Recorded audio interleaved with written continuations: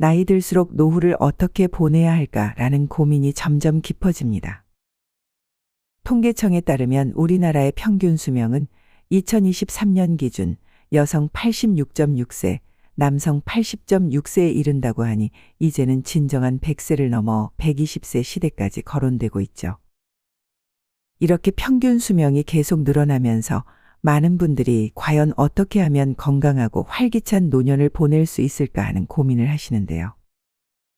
노년의학 병원 의사들과 장수 전문가들이 노인들의 생활 습관과 건강 상태를 유심히 살펴본 결과 모두가 입을 모아 강조하는 공통된 비결이 있다고 합니다.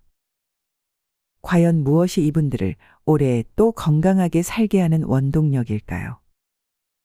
오늘은 노년의학 세계 최고의 병원에서 진료해온 78세 현역 의사의 전문적인 시선과 경험을 통해 65세 이후부터 꼭 알고 실천해야 할 장수 비결을 전해드리려고 합니다. 실제로 65세 이상 어르신 중 30% 이상이 만성질환을 앓고 있지만 적절한 관리와 생활 습관만 잘 지키면 건강 수명을 많이 늘릴 수 있다는 연구 결과도 있죠. 오늘 영상을 끝까지 보시고 쉽게 따라 할 수 있는 방법들을 내 삶에 하나씩 적용해 보시기 바랍니다. 그리고 우리 모두가 조금 더 활기차고 풍요로운 노년기를 준비할 수 있으면 좋겠습니다. 첫 번째, 의외로 중요한 발 관리. 신체 기능 유지에 매우 중요한 부분인데도 그냥 지나치기 쉬운 곳이 발이다.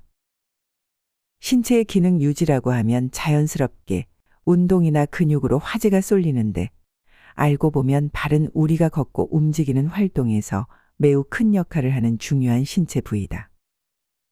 그런데도 고령자를 진료하다 보면 의외로 많은 사람이 발에 신경 쓰지 않는다는 것을 알게 된다. 특히 당뇨병이 있는 환자는 발 관리가 더 중요하다. 당뇨병이 생기면 발 감각이 둔해지는 경우가 있기 때문에 발을 다쳐도 통증에 무뎌지고 발에 상처가 나도 알아차리기 어렵다. 또 당뇨병으로 감염증에 취약한 상태가 되면 발에 난 상처로 세균이 들어가 목숨을 위협하는 심각한 질병으로 발전하기도 한다. 나이 들수록 발을 꼼꼼히 관찰하고 관리하는 일은 매우 중요하다. 발 관리는 낙상도 막는다. 나는 노년의 삶을 180도 바꾸는 큰 위험으로 낙상을 얘기한 바 있다. 그런데 발 관리는 낙상 예방에도 중요한 역할을 한다. 어느 날 외래로 최근 몇 달 사이에 2차례나 넘어졌다는 고령의 남성이 찾아왔다. 2번 모두 바닥에 높낮이 차이로 생긴 일이었고 몸에는 아무런 문제가 없다고 했다. 환자의 설명은 그랬지만 2차례나 넘어졌다는 사실은 무시하고 넘어갈 수 없는 문제였다. 그런데 발을 보자마자 그 이유를 알 수 있었다. 일단 환자는 위험하게 신발의 뒤축의 끈이 끊어진 샌들을 신고 있었다. 이런 샌들을 신고 있으면 젊은 사람도 자칫 넘어질 수 있다. 환자에게 이런 샌들 때문일 가능성이 있다고 말하니 놀라는 눈치였다. 더 위험해 보였던 건 바로 발 상태였다. 발톱도 길고 심각한 무좀도 있었지만 제대로 치료하지 않은 탓에 피부가 군데군데 헐고 출혈이 있었다. 얼굴은 수염도 없고 관리를 잘하는 듯했지만 발에는 전혀 신경 쓰지 않은 것이다. 이 환자에게는 낙상 예방을 위해 밑창이 고무로 된 스니커즈를 권했고 하루에 한 번씩 꼼꼼히 발을 씻고 무좀약을 바르도록 했다. 밑창이 얇으면서 단단한 운동화나 스니커즈는 비교적 잘 넘어지지 않는 신발로 알려져 있다. 단 신발이 발에 맞지 않으면 넘어질 위험이 커지므로 발에 맞는 신발을 잘 골라 신도록 조언했다. 나는 평소 사람들에게 발 관리를 매우 강조하는 편이다. 발톱이 길지는 않은지, 무좀 등으로 피부가 변하지는 않았는지, 크기가 맞는 신발이더라도 발의 통증은 없는지 등을 꼼꼼히 확인하도록 권한다. 귀찮더라도 날마다 발가락 사이사이를 깨끗이 씻고 물기를 잘 닦은 후에는 보습제를 바르는 등 손질을 게을리하지 말라고 한다. 발 관리는 소홀히 생각하기 쉽지만 마지막까지 제대로 걸으려면 평상시 소중하게 다루어야 한다. 관리가 소홀하면 돌이키기 어려운 손상을 입어 노후에 제대로 걷지 못하게 될 수도 있다. 두 번째, 치아 상태나 약 부작용을 반드시 점검하라. 나이 들어 야위거나 영양이 부족해지는 원인에는 약 부작용, 우울증, 씹거나 삼키는 능력의 저하, 식사 돌봄의 필요, 부적절한 식사 제한 등이 있다. 고령의 조부모나 부모가 식사하는 양이 줄었다고 생각되면 이런 점에 주의를 기울일 필요가 있다. 음식 섭취 측면에서 치아 관리는 매우 중요한 포인트다. 여러분은 평소 치아 관리를 어떻게 하고 있는가? 양치질 같은 예방 행동이나 정기적인 치과 검진은 효과를 바로 체감하기 어렵기 때문에 소홀히 하기 쉽다. 충치 몇 개 정도로는 통증이 있더라도 별다른 불편함을 느끼지 못하는 게 사실이다. 그러나 충치나 치주염을 오래 방치하면 결국 치아가 빠져서 자기 치아로 음식을 먹지 못하게 된다. 먹지 못한다는 건 결국 생명 유지의 근간이 흔들리게 된다는 뜻이다. 그때가 되어서야 사람들은 비로소 후회하지만 이미 때가 늦어서 치아를 되살릴 방법은 없다. 자기 치아가 없는 고령자라면 틀니를 사용하는 방법이 있다. 그러나 여기에도 놓치기 쉬운 허점이 있다. 가족들은 틀니를 쓰니까 괜찮다고 안심할지 모르지만 시간이 지날수록 점점 살이 빠지면서 원래 사용하던 틀니가 맞지 않게 되는 일이 있다. 또한 틀니를 쓰는데도 그 틀니로 인해 식욕이 저하는 일도 있고 틀니 자체를 거부해 식음을 전폐하는 일도 있다. 치아 관리는 절대 게을리할 일이 아니다. 약 부작용으로 밥을 먹지 못하는 일도 있다. 때로는 약 부작용이 식욕 저하의 원인이 되기도 한다. 의사로서 자주 접하는 사례로는 치매약을 들 수 있다. 치매약은 인지 기능이 떨어지는 속도를 늦추는 효과가 있다. 그러나 콜리네스테라아제 억제제라 불리는 치매약은 식욕 저하를 비롯한 소화기 문제와 체중 감소가 가장 큰 부작용으로 지적된다. 꾸준히 복용하고 있지만 부작용은 없다라는 목소리가 있지만 실제로 약을 줄이거나 끊었더니 식욕이 돌아왔다는 사람들이 있다. 익숙한 약이 자신도 모르는 사이에 건강을 해치기도 한다. 세 번째, 운동이 미래 건강을 좌우한다. 흔히 운동은 몸에 좋다라고 하는데 구체적으로 어떻게 몸에 좋다는 말일까? 이에 관해서는 지금까지 수많은 연구가 이루어졌고 그 효과는 실로 다방면에 이른다. 먼저 위험성 저하라는 관점에서 보면 운동은 사망, 심혈관 질환, 고혈압 등의 위험을 낮춘다. 그리고 의외라고 여길지 모르지만 폐암, 유방암, 췌장암 등 적어도 8종류의 암발병 위험을 떨어뜨린다. 이러한 연구는 운동하면 암에 걸리지 않는다는 인과관계를 나타내지는 않지만 적어도 밀접한 관련이 있다고 할 수 있다. 한편 정적인 생활이 암 발생 위험을 높인다고 보고한 연구도 있다. 이 연구에서는 운동 여부와 관계없이 앉아있는 시간이 길수록 암의 발병 위험이 높아진다고 지적한다. 일상에서 하루하루의 활동성이 건강에 미치는 영향을 바로 체감하기는 쉽지 않지만 장기적인 관점에서는 10년 뒤나 20년 뒤의 건강과 밀접하게 연관된다. 또한 운동은 발병 위험을 낮출 뿐 아니라 신체 기능을 비롯해 인지 기능, 생활의 질, 수면의 질을 개선해주는 효과도 있다. 나의 생각으로는 운동만큼 질병 예방이나 삶의 질 개선에 효과적인 약은 세상 어디에도 존재하지 않는다. 운동은 그 무엇보다 뛰어난 좋은 약이다. 말 그대로 장점만 있으며 부상을 제외하면 건강상의 위험도 적다. 이렇게 좋은데도 사람들은 왜 운동을 꺼릴까? 그 이유는 예방이라는 개념의 한계 때문이다. 건강이나 질병 문제는 아무래도 예방보다는 치료 쪽이 효과가 두드러지고 주목을 받는 경향이 있다. 다시 말해 예방 효과는 과소평가되기 쉽다. 운동은 기분이 상쾌하다, 체중이 줄었다처럼 변화를 체감할 수 있어서 전혀 효과를 실감하지 못하는 예방의료보다 유리한 측면이 있다. 그럼에도 여전히 정말로 암을 예방할까, 당뇨병을 막아줄까, 하는 측면은 몸으로 체감하기 어렵다. 그래서 운동 효과는 저평가되고 만다. 하지만 실제로는 운동을 통해 매우 폭넓은 건강 효과를 기대할 수 있다. 운동량에 대한 답은 0보다 1. 운동에 관해 말하다 보면 그럼 운동은 얼마나 하면 좋을까요? 라는 질문을 많이 받는다.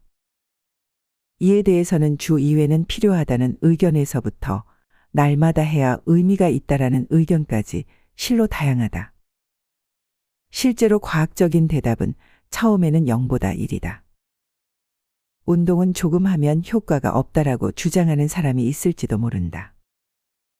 하지만 몇몇 연구를 보면 꼭 그렇지만도 않은 것 같다. 그 중에서 주말만이라도 운동을 시작해 보자라고 결심한 사람에게 용기를 주는 연구를 소개한다. 영국에서 이루어진 이 연구는 40세 이상 약 6만 3천 명을 대상으로 전혀 운동하지 않는 사람, 일주일에 150분 미만으로 하는 사람, 주말에만 합계 150분 정도 하는 사람, 일주일에 3회 이상 합계 150분 넘게 하는 사람으로 나누어 조사했다. 이때 운동에 포함된 항목의 강도는 워킹, 가벼운 수영, 잔디 깎기 정도였다. 연구 결과에 따르면 운동을 전혀 하지 않는 사람을 기준으로 했을 때 일주일에 150분 미만으로 하는 사람과 주말에만 하는 사람의 사망 위험이 약 60에서 70% 감소했다고 한다. 평일에는 바빠서 힘들지만 주말에는 운동이 가능하다는 사람이 있다면 분명 노력한 만큼의 보상이 있을 것이다. 또 하나 흥미로운 연구가 있다. 40대 이상을 대상으로 걸음수와 사망률의 관계를 검토한 연구다.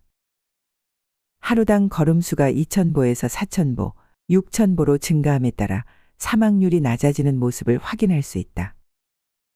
일정 걸음수 이후부터는 정체하는 모습을 보이지만 적어도 1만 보까지는 많이 걸으면 걸을수록 사망률이 떨어진다. 일정 정도까지는 운동은 하면 할수록 효과적이라고 말할 수 있다. 실제로는 통계학적 차이가 반영되지 않아서 결론을 내리기 쉽지 않지만 적어도 운동에는 이른바 천장 효과가 있어서 무작정 늘린다고 좋지는 않은 듯하다. 수영을 예로 들면 일주일에 60분에서 매일 40에서 50분 운동량을 늘리면 늘릴수록 건강 효과가 상승하지만 매일 100분을 넘어가면 상승이 멈출 뿐만 아니라 오히려 해가 될 수도 있다. 과도한 운동은 심방잔 떨림이라고 하는 부정맥이나 심근경색의 위험을 높인다고 알려져 있다. 무슨 일이든 균형이 중요하다. 핵심은 좋아하는 운동을 꾸준히 하는 것. 운동은 종류나 강도의 차이를 고려하는 일도 중요하지만 더 중요한 문제는 지속성이다. 운동은 지속이 힘이므로 즐거우면서도 꾸준히 할 수 있는 운동을 선택하는 게 좋다. 물론 꾸준한 운동이 말처럼 쉬운 일은 아니지만 날마다 양치와 세수를 하듯이 한번 습관화하면 하지 않는 날이 오히려 개운치 않을 것이다. 어쨌든 운동은 조금이라도 하는 것이 안 하는 것보다 낫다. 시작이 어렵게 느껴지더라도 이번 기회에 한 발 내디뎌 보자. 지금의 결단이 5년 뒤, 10년 뒤에 당신을 구할 것이다. 노후에는 근육이 연금보다 더 중요하다. 노년층에게 운동이 절실한 이유는 근육을 지키고 다양한 상황에서 몸을 잘 쓰기 위해서다. 변기에서 잘 일어서고 집안에서 무리 없이 이동하며 필요한 물건을 쉽게 옮기는 등의 일상생활은 그만한 체력과 근력이 있어야 가능하다. 운동은 건강한 일상을 가능하도록 도와준다. 운동의 강도보다는 꾸준함이 중요하다.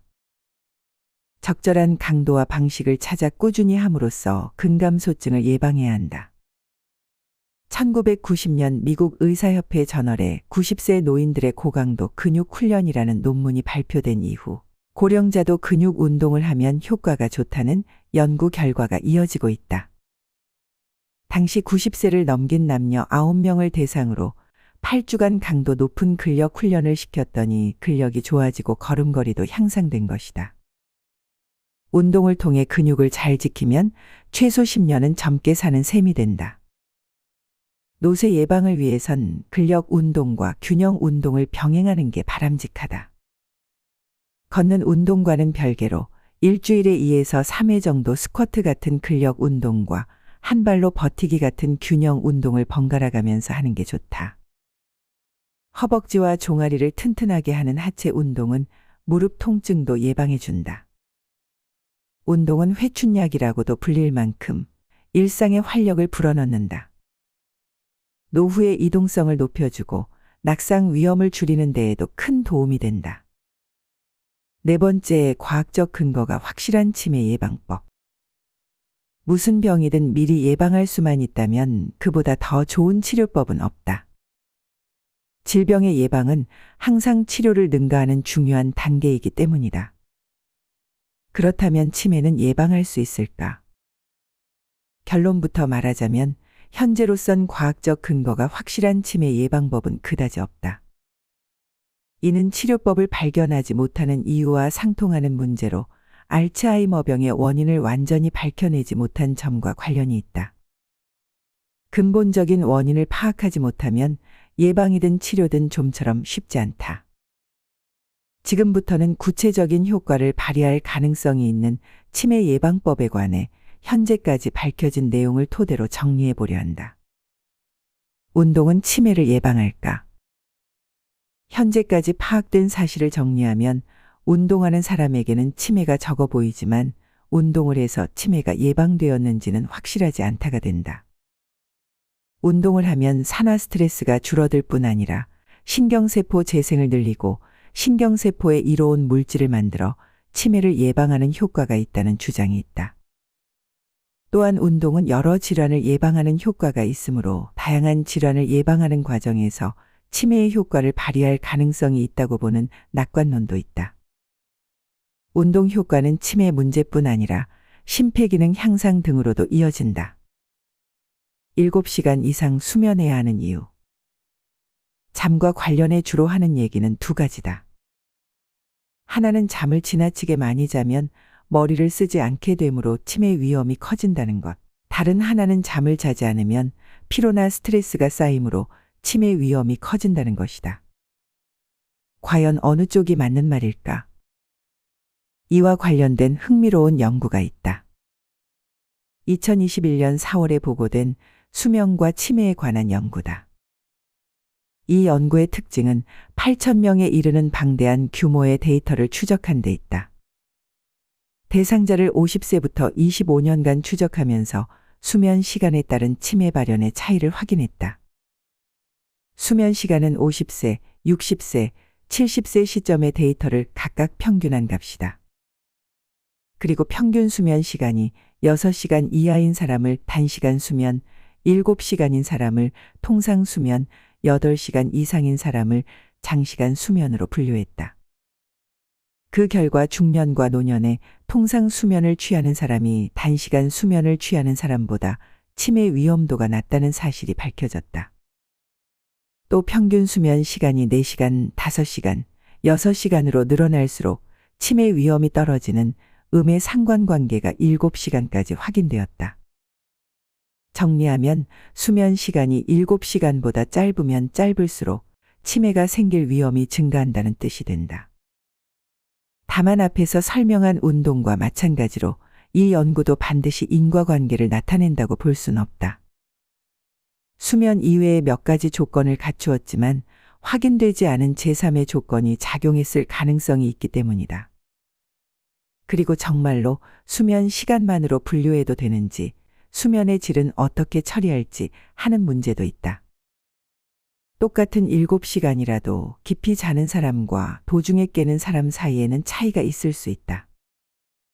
한계가 있기는 하지만 이 연구를 통해 평균 7시간의 수면을 취하는 생활 습관이 치매 위험과 관련될 가능성이 가장 낮다는 것을 확인할 수 있다. 잠을 자는 동안 뇌에 쌓인 노폐물이 충분히 제거되면서 알츠하이머병이나 여러 뇌질환을 예방하는 것으로 보인다. 충분한 수면은 치매 예방의 중요한 요소가 될 수 있다. 치매를 예방하는 보충제는 없다. 혹시 어디선가 치매를 예방하는 영양제를 본 적이 있는가? 인터넷 쇼핑몰에는 이소플라본이 풍부한 대도 단백이나 항산화 작용이 있는 비타민 보충제 등이 치매를 예방할 수 있다는 듯 주장하는 광고가 자주 올라온다. 이러한 광고는 어디에 근거를 두고 있을까? 정말로 치매를 예방한다는 연구 결과가 존재할까? 예를 들면 이소플라본에는 높은 항산화 작용과 항염증 작용이 있는데 광고에서는 이 작용이 치매를 예방할 수 있다고 주장한다. 실제로 산화 스트레스가 알츠하이머병 발현에 일정 정도 역할을 한다고 시사한 연구가 있는데 여기에서 힌트를 얻은 것이다. 이 연구가 항산화 물질을 충분히 투여하면 알츠하이머병을 예방할 수 있다는 가설이 생겨난 근거다.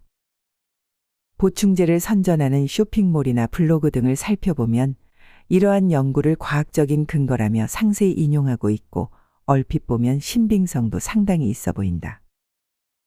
여기에 모모 박사 추천이라며 외국인 의사 이름까지 끼워 넣는 등 여러 근거를 들이대며 도배를 한다. 연구가 되어 있는 데다가 외국의 박사까지 이를 보증한다면야 믿지 않고는 못 베긴다. 하지만 그런 제품일수록 주의가 필요하다. 보충제를 파는 회사는 상품을 팔기 위해서라면 무슨 말이든 한다. 일부러 잘 알려지지 않은 박사의 이름을 거론하는 것부터 의심의 눈으로 바라볼 필요가 있다. 이소플라본에 대한 맹거마 무작위 임상시험은 이미 시행된 적이 있다. 미국의 스탠퍼드 대학교에서 여성을 대상으로 한 연구다. 연구진은 폐경 후에 건강한 여성 350여 명을 모집해 무작위로 2개의 그룹으로 나누었다. 한 그룹에는 이소플라본이 풍부한 대두단백 보충제를 주고 다른 그룹에는 모양은 똑같지만 유효 성분이 전혀 없는 속임약을 주어 매일 먹도록 했다. 이 연구는 보충제를 먹는 대상자는 물론이고 대상자를 진단하는 연구자조차 누가 어느 약을 먹었는지 알지 못하게 진행되었다. 이것이 바로 맹검하다. 그리고 2년 반 동안 사람들의 인지 기능이 어떻게 변화하는지 관찰하는 연구를 진행했다. 그 결과 대두단백 보충제를 먹은 그룹과 속임약을 먹은 그룹 사이에서 인지 기능 변화의 차이가 없다는 사실이 드러났다.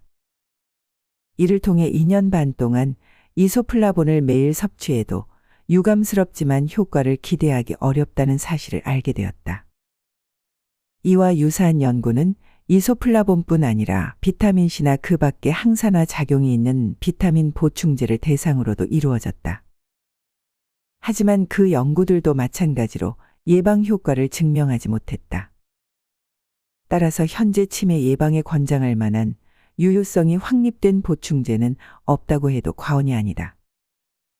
지중해식 식단에 기대하는 치매 예방의 힘. 아쉽게도 치매 예방에 효과가 있다고 증명된 단일 식품은 존재하지 않는다. 그렇지만 치매 예방에 도움이 될 만한 식사법을 꼽으라고 한다면 아마도 지중해식 식단이 가장 가까울 것이다. 지중해식 식단은 범위가 넓으며 꼭 한 가지 식사법으로 정해져 있지 않다. 일반적인 식사 재료로는 과일과 채소, 통곡물, 콩류, 견과류 등이 포함되고 지방 섭취원으로 올리브유가 들어간다. 생선과 닭고기, 유제품은 소량에서 중간 정도의 양까지 섭취를 권장하고 이른바 붉은 고기라 불리는 쇠고기나 양고기는 거의 섭취하지 않는다. 이와 같은 식품으로 구성된 식단을 지중해식 식단이라고 부른다. 지중해식 식단은 식품 구성이나 영양 균형 면에서 뛰어나기 때문에 건강과 연결해 활발히 연구되는 식사법 중 하나다. 실제로 한 관찰 연구에서 지중해식 식단으로 식사하는 사람이 그렇지 않은 사람보다 인지기능 저하가 덜했고 알츠하이머병 발병률도 낮았다는 상관관계가 밝혀졌다. 흥미로운 것은 지중해식 식단의 효능을 밝히기 위해 대규모 무작위 임상시험을 진행한 적이 있는데 이는 혈관 질환과의 인과관계 증명을 위한 실험이었다. 지중해식 식사요법과 예방이라고 불린 시험이 그것이다. 이 실험에는 평소의 식사 성향과 무관하게 55세에서 80세에 이르는 남녀 7천여 명이 참가했다. 실험 방법은 참가자를 무작위로 2개의 그룹으로 나눈 다음 한쪽은 지중해식 식사를 하게 했고 다른 한쪽은 지방만을 억제한 일반식을 하게 했다. 이후 동맥경화와 관련된 심근경색 같은 질환 발병에 어떤 변화가 생기는지 관찰했다. 그 결과 지중해식 식사를 한 그룹에서 심근경색이나 뇌경색 등의 질환이 감소한다는 사실을 알게 되었다. 이 실험 결과만으로는 치매와 별로 관련이 없다고 생각할지 모르지만 이러한 효과들이 즉 간접적으로 치매 위험을 떨어뜨릴 가능성이 있다. 한편 지중해식 식단과 우울증의 관련성을 평가한 연구도 있다. 이 연구에서는 지중해식 식사를 거의 몇 개 하는 사람, 절반 정도 하는 사람, 그리고 거의 하지 않는 사람으로 나누어 조사를 진행했다. 그 결과 앞에 두 그룹이 지중해식 식사를 거의 하지 않는 그룹보다 우울증 위험이 낮다는 사실이 밝혀졌다. 이로써 지중해식 식단과 우울증 감소의 관련성이 확인되었다. 5번째, 나이가 들면 우리 몸에는 어떤 변화가 생길까? 살아있는 사람은 반드시 나이를 먹는다. 그리고 나이를 먹는 과정에서 생기는 변화는 노화라는 한마디로 정리된다. 노화라고 하면 사람들은 피부에 주름이 늘고 허리와 다리가 약해져 결국 자리 보전하는 과정을 떠올릴지 모른다. 물론 그것도 노화 과정의 일부이긴 하다. 그러나 모든 사람이 똑같은 모습으로 늙어가진 않는다. 나이 듦은 모든 사람에게 공평하게 일어나는 일이지만 노화란 저마다 얼굴과 성격이 다르듯이 그 과정과 속도 또한 천차만별이다. 70세에도 캐치볼을 하는 사람이 있는가 하면 똑같은 나이에 노화로 누워 지내는 사람도 있다. 이 차이는 어디에서 올까?